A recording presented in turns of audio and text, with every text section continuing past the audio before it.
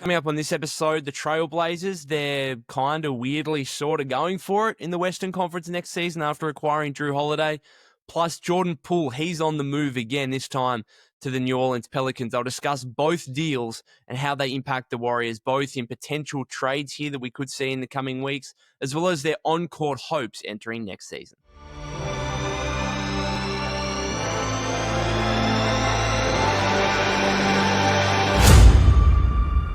Welcome back to the Golden State with Mates podcast. Things are really heating up around the NBA as we are now just over 24 hours away from the NBA draft. We've already had Desmond Bane dealt going back, nearly 10 days ago now. Kevin Durant, obviously, over the weekend. And now two more big trades here in the last 18 hours or so. Yesterday, Jrue Holiday traded to the Portland Trailblazers for Anthony Simons and 2 second-round picks. And then I wake up this morning just an hour ago, and Jordan Poole, former Warrior, is on the move again, traded to the New Orleans Pelicans along with Saddiq Bey and the number 40 pick for CJ McCollum, Kelly Olynyk, and a second-round pick. Let's get into both of these deals, how it could impact the Warriors and the motives of the four teams involved here. So we'll start with yesterday's trade in terms of Jrue Holiday going to the Portland Trailblazers. Clearly, from a Boston standpoint, the motives were very clear. Try and shed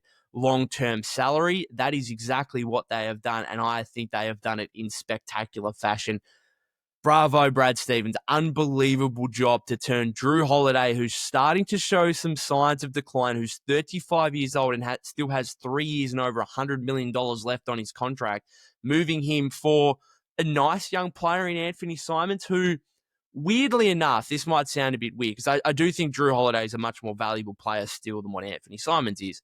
But for Boston next season, losing Jason Tatum, getting that extra scoring punch, that young, explosive guard in Anthony Simons, he might actually be a better fit for next season's iteration of the Celtics than Jrue Holiday was going to be. Or at the very least, it's not a huge downgrade, given they will need a jolt of offense without Jason Tatum, who's obviously out with that torn Achilles injury. So, man, what a move from Brad Stevens to not only get Anthony Simons, who's a nice young player who can put up 20 points a night, but also get 2 second-round picks in the process. That's the thing that confuses me. Boston are the team trying to shed money, trying to get off Holiday's contract, and they get 2 second-round picks out of this. Portland clearly value Jrue Holiday, and I think their motives in all of this are far more interesting, because clearly Boston, Tatum's injury, over the second tax apron, wanted just to shed future salary, and they've done that. And bravo to Brad Stevens. And I think Anthony Simons will be able to help them. And if he's good for Boston, he's on an expiring contract, they will be able to re-sign him if he's good enough, if they think he's worthwhile keeping around once Tatum is back the following season. So that's fantastic for them. And then obviously, if he's no good and they just want to they can just let him walk in free agency and lose all that money, shed all that money that they would have otherwise paid to Jrue Holiday, again, with that 3 years and over $100 million left on his deal. So what does it mean for Portland, who I think most of us still figure are a young, rebuilding team of sorts, but have just gone out and acquired a 35-year-old who, again, has a lot left on his contract. And clearly, I think they look at this and think, we have not made the playoffs for 4 years. We've not won a playoff series since 2019, where they ultimately lost to the Warriors in the conference finals. We want to try and break our playoff drought. Now, we can argue whether or not that's the right move, and I think it's probably the wrong move. I'm a little bit bewildered by this. I think they've gone slightly early on acquiring a 35-year-old veteran who, yes, will be very helpful to them, but like, what is it doing in the grand scheme of things? Is it getting them up into the playoffs? I don't think so. I'm still going to think that Portland aren't going to be a playoff team next season, but clearly they look at themselves and think, hey, we finished the season, the second half of the season, last 41 games with a 23-18 record. We had a third-ranked defense during that time. Clearly, Chauncey Billups is building a defensive identity in Portland. That's who he wants the team to be. And they have gone out and probably traded their worst defender, maybe, or one of their worst, in Anthony Simons, for one of the great perimeter defenders of the last decade in Jrue Holiday. So clearly they know what they're doing. They know what they want to do, at least.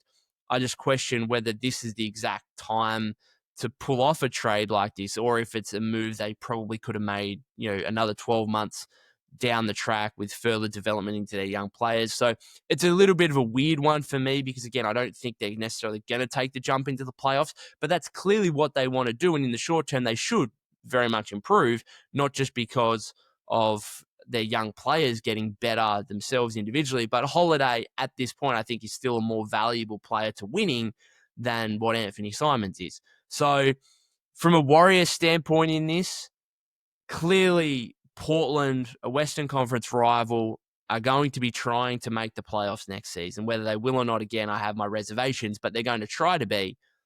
And therefore, we've got probably one team in the Western Conference now who you can point at and say, you're a bona fide rebuilding team whose priority isn't winning. And that's the Utah Jazz. Everyone else, you're trying to make the playoffs. And it is going to be an absolute bloodbath in the Western Conference next season. It is going to be every night, hard scrap. Like, it's going to be a war of attrition. You get a short, medium, any kind of injury here to a key player, and you could fall down the standings rather quickly. And I think we said the same about it this season as well. And things will always happen where teams suffer injuries and then their motives and their aspirations for the season kind of go out the window and they go into more tanking mode. Who would have thought at the start of the season that Philadelphia 76ers would end up where they ended up and then, getting the number 3 overall pick and that kind of thing. And something like that, the Pelicans are an example of that in the West, where they would have started last season thinking, yeah, we can make the playoffs. And then DeJounte Murray gets a long-term injury. Zion's never really on the floor consistently. They just get a whole spate of injuries. And all of a sudden, they're just shunted back towards the end of the West and are essentially tanking again. So we know like these things will happen early in the season, but right here, sitting here right now, looking at the state of the Western Conference, there is literally only one team in the Jazz who you can say they're still not prioritizing winning. Everyone else wants to win, wants to try and make the playoffs, and that's going to make things all the more difficult for the Warriors in their own hopes of making the playoffs next season, obviously. So an interesting move for the Trailblazers. The Celtics, from a trade standpoint, are certainly the team more to monitor here from a Warriors standpoint. We heard Anthony Slater of The Athletic on the Warriors Plus Minus podcast a couple of episodes ago now. Last week, I think it was, mentioned that Boston are certainly a team to monitor, particularly with the Warriors, in terms of a potential trade here. And now, after Jrue Holiday has been moved, who I think was never really going to be a target for the Warriors, given the remaining 3 years on his contract and the fact he's 35 years old. The other targets we will look at here are certainly Kristaps Porzingis, who it sounds like he will get traded. Kristaps Porzingis will be off the Celtics here at some point, probably in the next few days, maybe, if not the next few weeks. Expiring $30.7 million contract. And Derek White is the other one from a Warriors standpoint who has, got some rumblings of potential Warrior interest there. And the guys on the Warriors Plus Minus podcast certainly brought his name up as a potential option. Look, to me, Derek White, I'm not even going to entertain that idea. I think it's just too unrealistic. One, because of the contract, like he still makes around that $29-30 million mark, which is hard to reach to from a Warrior perspective. But also, like, Brad Stevens, obviously an excellent GM, is going to be asking for the world for Derek White, right? In a way that he won't be for Kristaps Porzingis, because he sees Porzingis expiring contract actually helps in a way, but the injury history, the health concerns there with Kristaps Porzingis, like, they're not going to get a big return for him. Derek White, you're going to have to pry Derek White out. Like, Brad Stevens is pushing Kristaps Porzingis out the door. He's got like one hand on his back saying, look, I could push this into a clenched fist and bring you back in, but I'm pushing you out. Derek White is like, I'm holding you tight.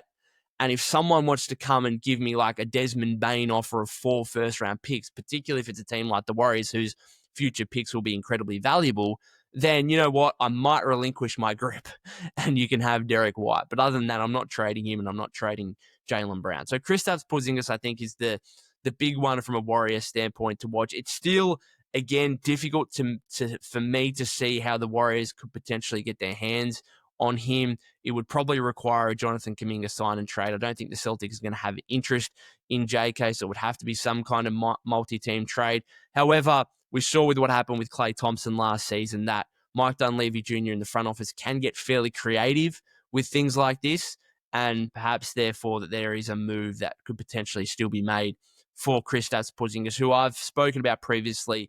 When healthy, if healthy, I think would be an excellent fit for the Warriors, given his size, 7'2", shot blocking, shooting ability. Perfect theoretical fit with Draymond Green in the front court. I'm just not sure if the Warriors are going to take the risk given his injury history and the fact that he still makes around $30 million. And I just think, given the state of the Western Conference, you cannot afford to have a key player, a key guy making $30 million be out and only play half the games. Like, you just cannot afford to have that.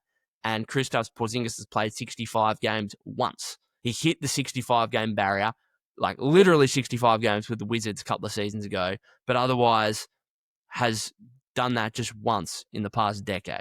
So really, history suggests here that this guy is going to miss a guaranteed 25 to 30 games minimum, right? And that's before he even gets any potential major injury. So I'm not sure the Warriors are going to take the risk, but certainly still a player to monitor there is Kristaps Porzingis. Let's move on to the latest trade here in the last couple of hours, which again, Jordan Poole to the New Orleans Pelicans, along with Saddiq Bey and the number 40 pick. And in return, Washington get CJ McCollum, Kelly Olynyk, and a second-round pick. So first of all, just from a Warrior standpoint, looking back at the Jordan Poole trade, I was super, super critical of the Jordan Poole trade at the time. And I want to put my hand up right now and say I was wrong. I was wrong on this. I'm glad to... Well, I'm not glad to, but I'm okay with putting my hand up and saying I was wrong. I was, after that season, which was a disappointing one for Jordan Poole, but one where he still averaged 20 points a game, I still thought he had some value, right? And some value to a point where I thought the Warriors could acquire a player that was ultimately better or could be more impactful for them than Chris Paul, who was going to come in and be a third guard and be a limited piece, obviously behind Steph Curry as a bench player for the first time in his career. So I just thought the Warriors could have targeted Porzingis, right, who was on the Wizards at the time. Could they have tried to get Porzingis in a Poole trade? Could they have gone out and gotten another front court player, someone of size, not another 6-foot guard, right, who was also 39 years old? Okay, so I was pretty critical of the Poole trade at the time, and probably even more so after they let Chris Paul's expiring contract just whittle away to nothing and not use that and guarantee his contract, which would have been for last season, and using that in a deal. They probably tried to in terms of the Paul George stuff, and the Clippers were obviously unwilling to do that going back 12 months ago. But I was initially fairly critical of the whole Paul kind of situation and how that played out across the course of those 12 months between 2 years ago and now a year ago. Now I look at it and think, well, you've just had the Wizards essentially dump the last 2 years of Jordan Poole's contract. Only 2 years, $66 million left. You've had that, and that kind of validates the Warriors' initial decision, doesn't it? Like, that validates and proves that Mike Dunleavy Jr. and the front office made the right decision. And I think as time goes along here and we get a better indication and a further showing of what the first and second tax apron and the CBA implications mean for teams, I think it ages that Jordan Poole trade very, very well from a Warrior standpoint, because now you've got a team like the Celtics who are actively trying to get off money, who are breaking up a championship core, getting rid of Jrue Holiday, most likely getting rid of Kristaps Porzingis for financial reasons. And you are seeing so many more deals here over the last 12 months, and particularly now in the last 24 hours, that are basically financially motivated. Washington have made this decision to trade a 26-year-old guard, Jordan Poole. Really, like, CJ McCollum can come in. He's still an okay player. He's overpaid, just like Poole probably is.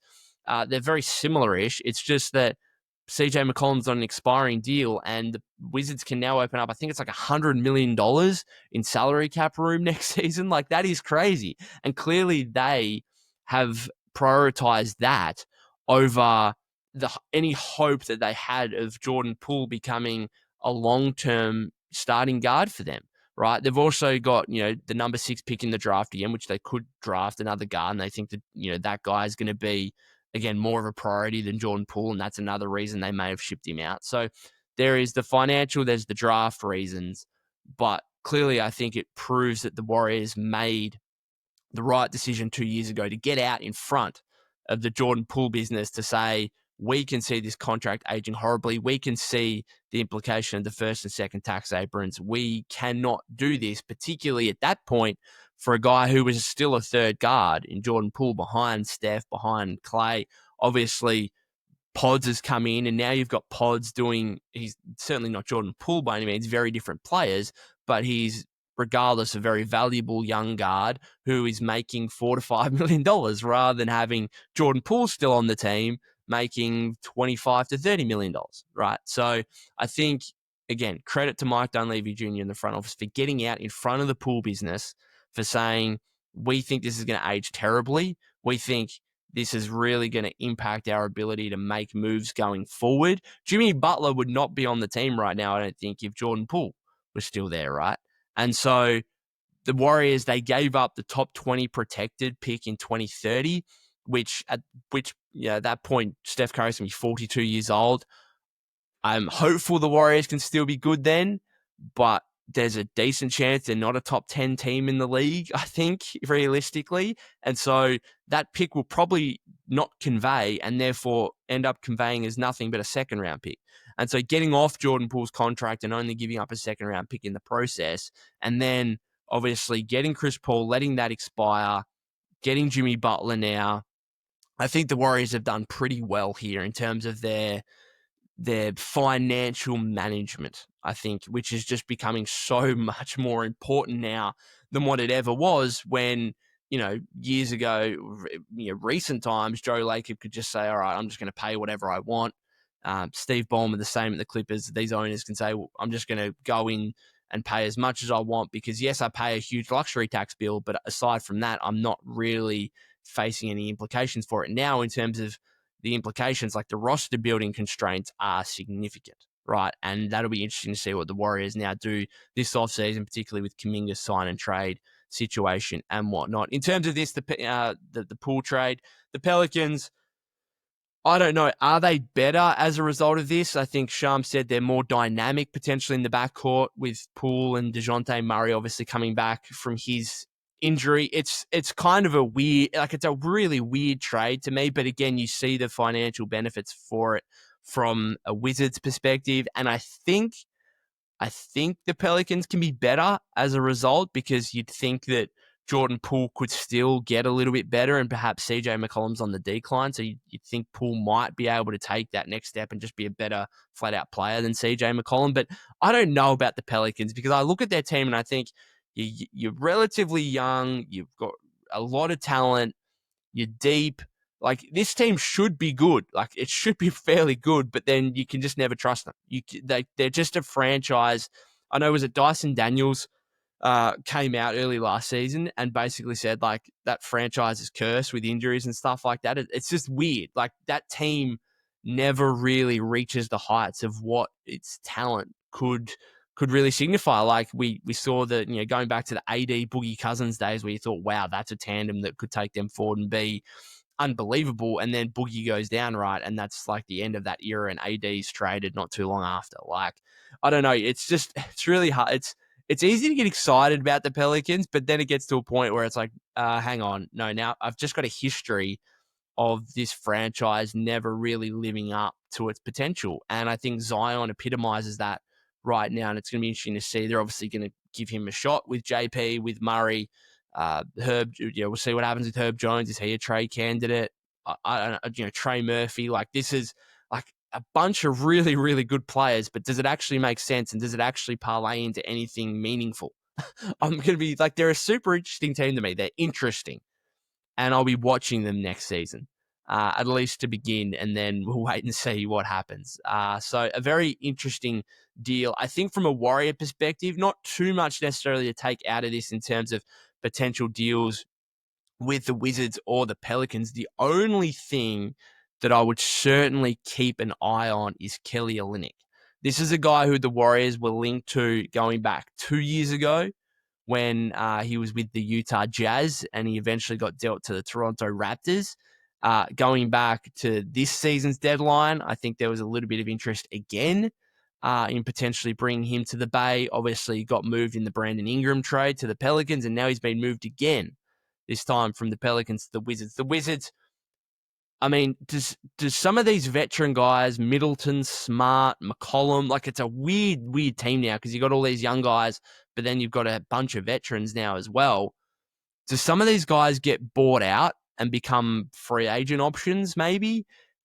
I don't know. Maybe it's harder to see for a guy like McCollum on 30 million, Middleton on 33.7 or whatever he's on. But Olynyk, that's a guy to me who, if he gets bought out, like I think he might be a sneaky trade candidate to begin with. Like maybe there's a potential trade happens there. But if he's specifically bought out, man, that's a guy the Warriors should be targeting as a free agent, right? So that's the player to watch here, Kelly Olynyk, because we know, it has been reported, we know the Warriors have had interest in Kelly Olynyk in the past. We know that they need some size and some shooting, and at 6'11", veteran guy, can shoot the ball, can pass the ball, not going to be necessarily the starting center for you by any means, but certainly a guy that could provide you some size shooting off the bench. Certainly an intriguing name to monitor here for the Warriors moving forward. I'm going to finish it up there, guys. Don't think I've got anything more. I'm going to be back for another podcast episode after the first round of the draft tomorrow, looking back at some of the deals that will certainly happen throughout the day. You know that. We'll see if the Warriors get involved. Probably unlikely by what Mike Dunleavy Jr. said in his press conference yesterday.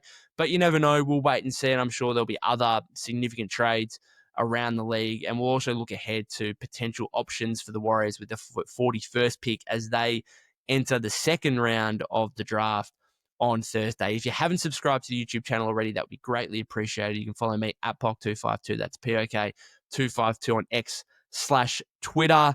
Thanks to those of you as well that have been listening via the podcast feed. Let me know what you guys think of these two trades, the Jrue Holiday move to the Blazers, Anthony Simons to Boston, and then obviously Jordan Poole getting dealt again.